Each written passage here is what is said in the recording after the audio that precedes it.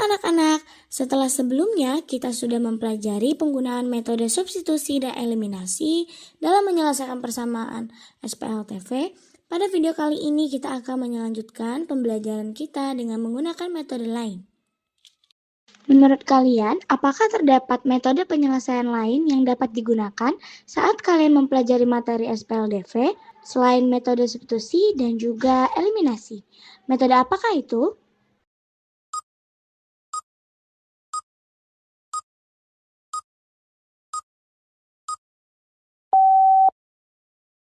Selain metode substitusi dan eliminasi, perlu kita ketahui bahwa terdapat metode lain loh dalam menyelesaikan SPLTV.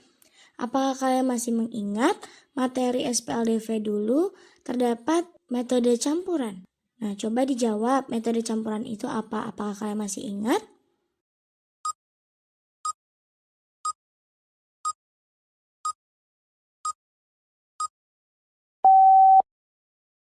Metode campuran merupakan suatu metode yang menggabungkan metode substitusi dan eliminasi dalam satu proses penyelesaian, di mana pada metode ini dilakukan dengan metode eliminasi terlebih dahulu, lalu dilanjutkan dengan metode substitusi.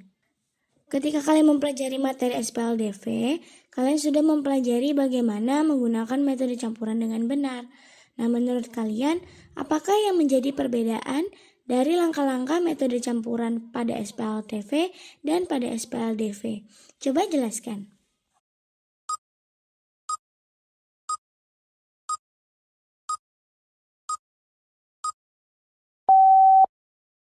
Oke, jadi perbedaan pada proses penyelesaian dan pengulangan yang lebih kompleks akan terjadi pada SPLTV karena jumlah variabel dan persamaan yang lebih banyak, namun pada dasarnya memiliki konsep yang sama, yaitu melakukan eliminasi lalu melakukan substitusi.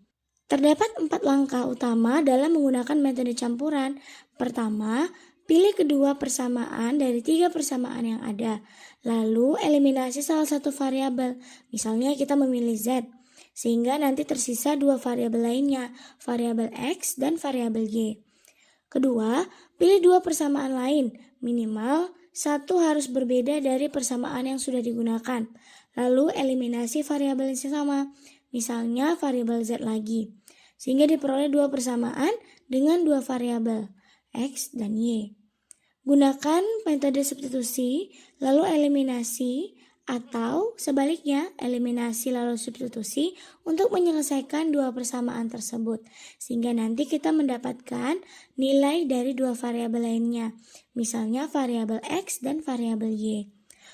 Yang terakhir, kita mensubstitusikan nilai dari 2 variabel lainnya dari nilai variabel X dan Y ke salah satu persamaan awal untuk menemukan nilai variabel yang dieliminasi pada langkah pertama untuk menemukan variabel Z. Metode penyelesaian terakhir yang akan kita pelajari yaitu menggunakan aturan Cramer atau determinan. Apa sih tentang metode Cramer atau determinan? Apakah kalian sudah membacanya sebelum ini? Coba dijelaskan.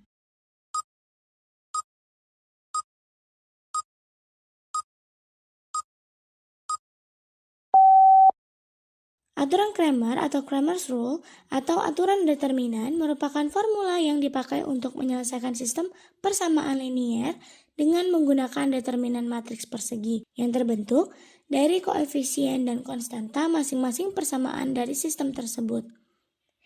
Terdapat 5 langkah utama dalam menggunakan aturan Cramer.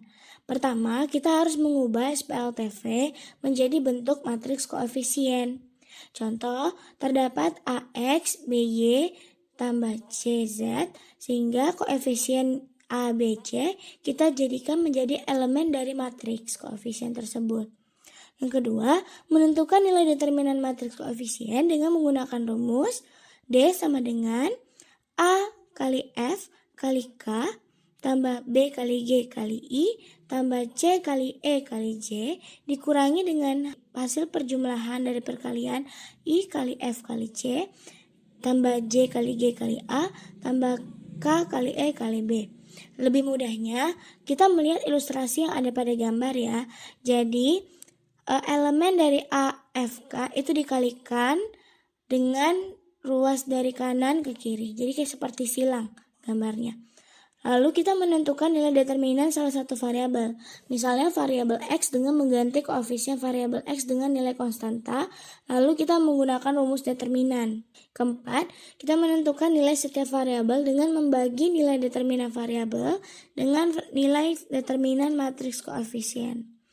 Kita mengulangi langkah ketiga dan keempat tadi untuk menentukan nilai variabel lainnya, variabel Y dan variabel Z. Nah, gimana nih? Sekarang apakah kalian sudah paham dengan langkah-langkah penggunaan metode campuran dan Cramer dalam menyelesaikan permasalahan SPLTV? Untuk selanjutnya, mari kita mempelajari contoh soal penggunaan metode campuran dan Cramer. Nah, jadi terdapat sebuah rumah yang memiliki kecepatan Wi-Fi yang berbeda-beda, sehingga terdapat 3 perangkat, yaitu menonton film, game online, dan perangkat yang mengunduh dokumen dengan kecepatan yang berbeda-beda. Nah, kita diminta untuk mencari berapa besar kebutuhan kecepatan Wi-Fi untuk masing-masing aktivitas, dari menonton film berapa Mbps, bermain game berapa Mbps, dan mengunduh dokumen berapa Mbps. Nah, sebuah rumah itu memiliki kecepatan Wi-Fi 255 Mbps dengan menonton film untuk 1 perangkat, 3 perangkat bermain game online, dan 1 perangkat mengunduh dokumen. Rumah lain dengan kecepatan Wi-Fi 140 Mbps dapat menonton film dengan 2 perangkat, 1 perangkat bermain game, dan 1 perangkat mengunduh dokumen. Diketahui juga dengan Wi-Fi 455 Mbps dapat menonton film 1 perangkat, 2 perangkat bermain game online, dan 3 perangkat mengunduh dokumen. Yang ditanya adalah berapa besarnya kebutuhan kecepatan Wi-Fi untuk masing-masing aktivitas. Kita dapat menyelesaikan masalah ini menggunakan metode campuran ataupun metode aturan Cramer. Misalkan, X merupakan kebutuhan kecepatan Wi-Fi untuk menonton film, Y merupakan kebutuhan kecepatan Wi-Fi untuk bermain game online, dan Z merupakan kebutuhan kecepatan Wi-Fi untuk mengunduh dokumen. Kita mengingat kembali bahwa X, Y, dan Z adalah variabel di mana nilai yang kita ingin cari atau ingin kita ketahui dan dapat dimisalkan dengan menggunakan huruf apapun atau simbol. Di sini kita memilih X, Y, dan Z ya. Maka kita memperoleh sistem persamaan sebagai berikut. X tambah 3Y tambah Z sama dengan 255. Kita mengingat kembali bahwa diketahui yang pertama adalah rumah dengan kecepatan Wi-Fi 255 Mbps dapat digunakan dengan 1 perangkat menonton film, 3 perangkat bermain game online, dan 1 perangkat mengunduh dokumen. Ingat bahwa menonton film itu X, bermain game online itu Y, dan mengunduh dokumen itu Z. Sehingga X tambah 3Y tambah Z sama dengan 255. Begitu seterusnya, sehingga kalian mendapatkan persamaan kedua dan persamaan ketiga. Kita menggunakan metode campuran terlebih dahulu. Langkah pertama, eliminasi satu variabel dari 2 persamaan. Ingat bahwa cara mengeliminasi adalah mengurangi atau menyamakan koefisien terlebih dahulu salah satu variabel yang kita pilih. Di sini kita mengeliminasi variabel X. Kebetulan variabel X-nya sudah memiliki koefisien 1.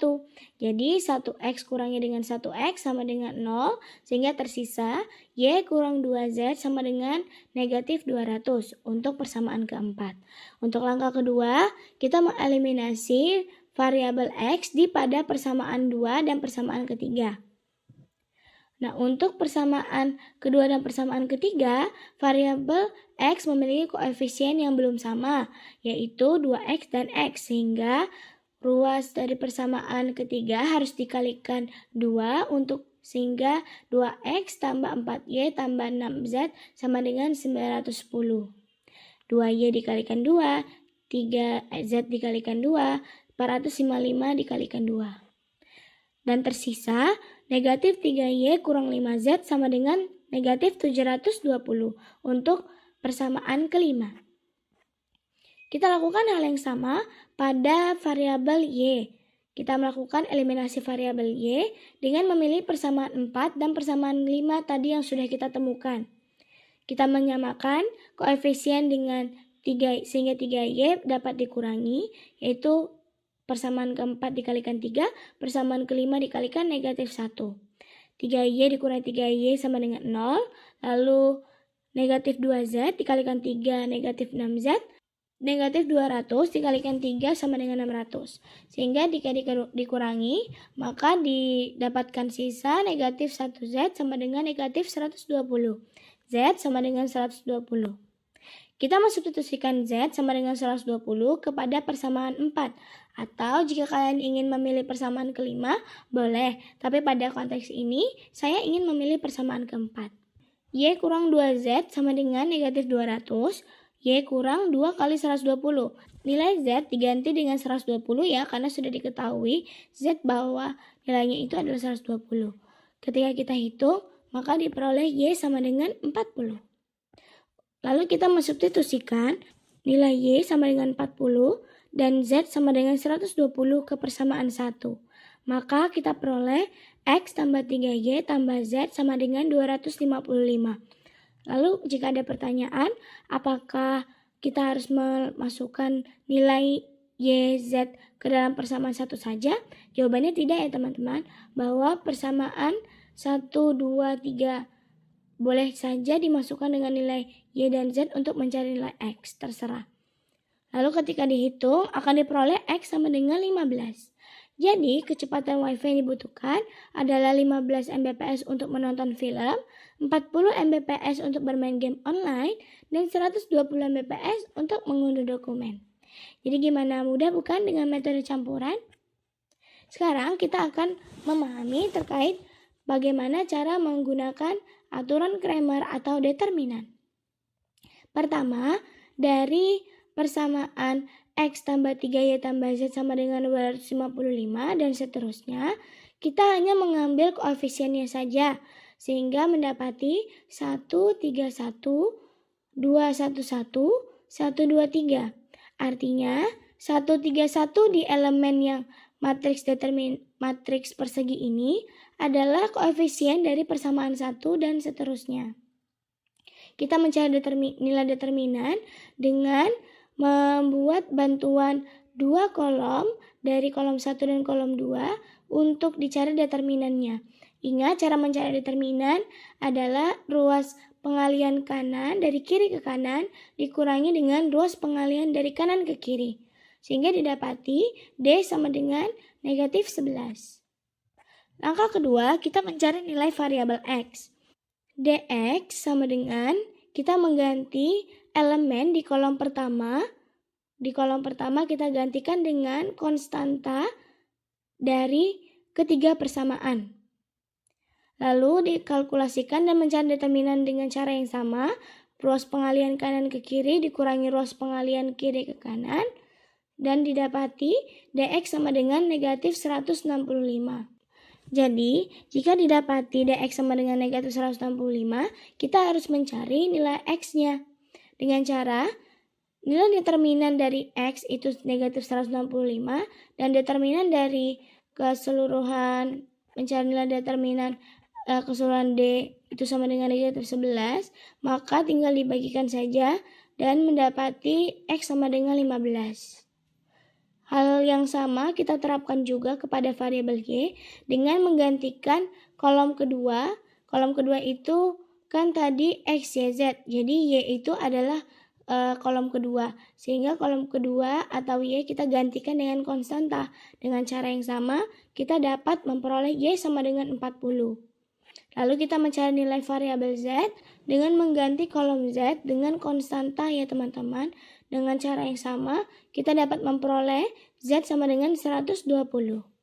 Jadi, untuk mencari kecepatan Wi-Fi, kita dapat memperoleh bahwa ternyata 15 Mbps untuk menonton film, yaitu X, 40 Mbps untuk bermain game online, yaitu Y, dan 120 Mbps untuk mengunduh dokumen, yaitu Z.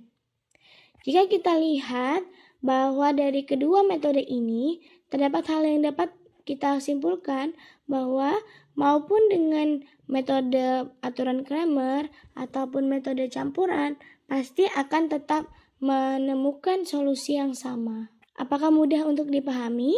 Jika terdapat pertanyaan atau terdapat langkah penyelesaian yang mungkin membingungkan, silakan bertanya kepada guru ya. Semangat belajar matematika. Terima kasih.